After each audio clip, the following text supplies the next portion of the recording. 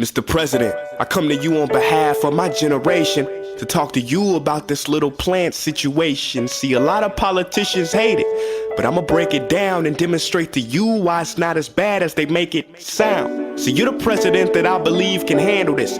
Heck, your campaign slogan was "Yes, we cannabis." Hey. Just kidding, but seriously, let's examine this subject truthfully, dog. Look, see, you taught constitutional law at Harvard, right? In '96, well, you should know the Declaration of Independence was drafted out of hemp. So was the flag, so were the sails that pushed our ships on the path to the colonies.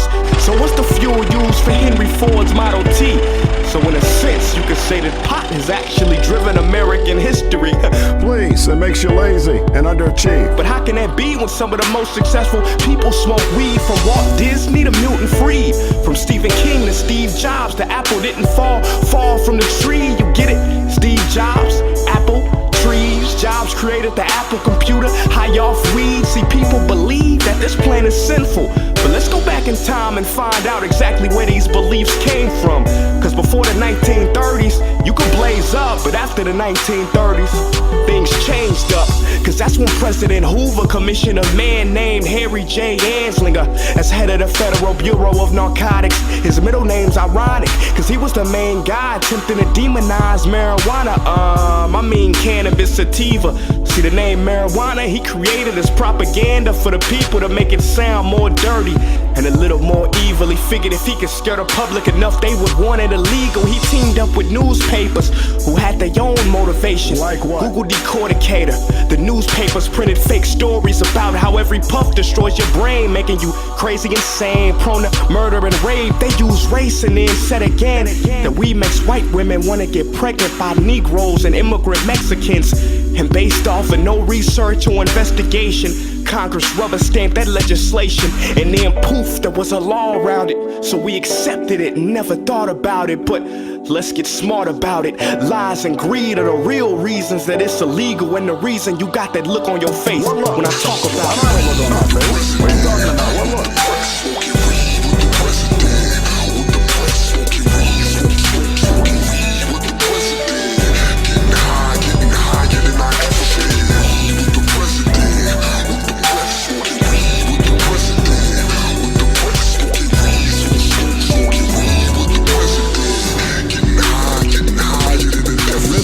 Marijuana's illegal for public health reasons. We don't want the American people breathing that stuff in and smoking it.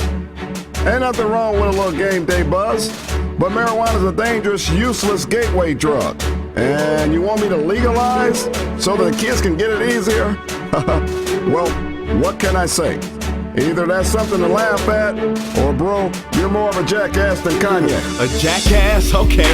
How about we talk about this rationally? See, every 6 seconds a person dies from tobacco and every 13 from alcohol. Really? Guess how many died in the last 10,000 years from weed? I know you're gonna tell me. None at all.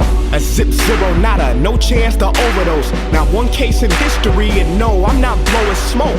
Don't be a coward, just regulate and control it. Take the power from the drug dealers who contaminate, sell it, and own it. See, they love the laws how they are because they make millions. When drug lords support your laws, it's time to amend them. As for the kids, yeah, I'd agree, except what? It's easier for kids to buy weed than to buy beer or cigarettes. Is that surprising? A little Think bit. about it, sir. How many drug dealers you know ask to see ID? And stop saying it's a gateway drug, something so strong that you can't break away from. Big homie, listen, quit being a politician. Studies show it's non-addictive, and the gateway theory's a lot of fiction, a contradiction, and you can quote me on it. You said marijuana was a useless drug? Hold up a moment. Medical tests and evidence show it's proven to treat glaucoma, cancer, asthma, multiple sclerosis. It could do so much if it was legal. But if it was legal, a lot of pharmaceutical drugs wouldn't be needed. I did my research and it seems that What? So what did you find Big out? Pharma gave you millions of dollars. So if weed became legal, they would lose a lot of profit, and you would lose funding. So tell me, Mr. Presidential, is it really public health or is it special interest? Are you worried about the kids or the private businesses? Only a few years back, you was against lobbying and corporate robbery. You campaigned for change, well damn it, now demonstrated in policy. The war on drugs has been an utter failure, and I think that we need to rethink and decriminalize our our marijuana laws, but I'm not somebody who believes in legalization of marijuana. What I do believe is that we need to rethink how we are operating in the drug wars, and I think that currently we are not doing a good job. That was whether legalizing marijuana would improve the economy and job creation. And I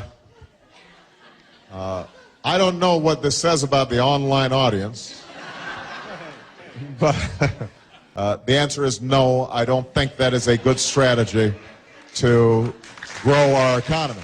Cause if you really want to stimulate the economy and mitigate the problems that emanate from poverty, it's time to legalize this billion-dollar commodity. Harvard professor Jeffrey Myron estimated $9 billion generated in taxes from regulation, plus another 11 will be saved from law enforcement resources and incarceration. That's 20 billion total every year. You saying this country don't need that kind of paper? Put it towards environment, invest in education, infrastructure in conjunction with job creation, or maybe a combination. Just stop laughing at the situation and give it serious consideration. It ain't a joke, ain't nothing funny. The country's broke and its people need money. It's simple economics.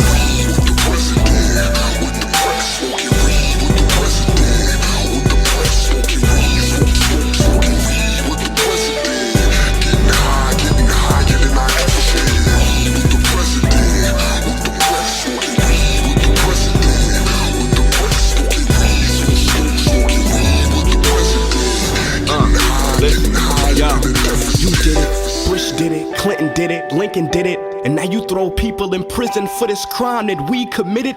Mr. President, if it's such a sin, then why don't you and the men I just named turn yourselves in? I beg your pardon? See, I don't wanna hear that circular logic. We ain't in that Oval Office. Let's be honest, if you got caught with marijuana the day you smoked, there wouldn't even be an Obama. No Barack at that prestigious college or Harvard getting his speeches polished with honors. Cause today, you can't get a student loan if caught with one weed cigarette. But you can have a rape conviction on your record and still get a check from the government. Yo, what the fuck is this? Do you not see injustice when it's people suffering sick, dying of cancer, whose only relief is a plant proven to ease pain? But that don't mean handcuffs. That don't mean being called a criminal. That don't mean thrown behind bars. Pitiful. Mr. President, this ain't political, it's commonsensical. Millions in prison for something that's never killed a single individual. But you make deals with prescription drug advocates, when just last year more Americans died from prescriptions in their cabinets than heroin, terrorism, murder, and traffic accidents combined.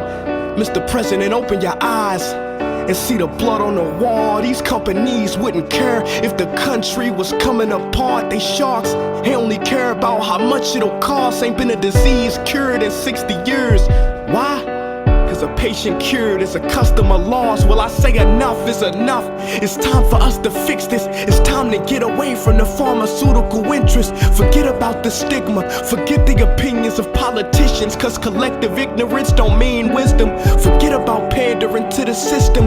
Cause when the system's wrong, sir, it's your duty to go against it. I urge you to reread that 9th Amendment and have courage and conviction, and remember your commitment to the people. Cause what if it was Malia? What if she needed a drug that was illegal to survive? Will things change? Will they be a little different? Will policy remain? Put yourself in that position. And nah, I'm not wishing that on you, just illustrating the consequences of this little plant situation. Cause a lot of politicians hate it, but I just broke it down. It's up to you to step up, sir. The time is now. I say the time is now. I hope you step up, sir. The time is now.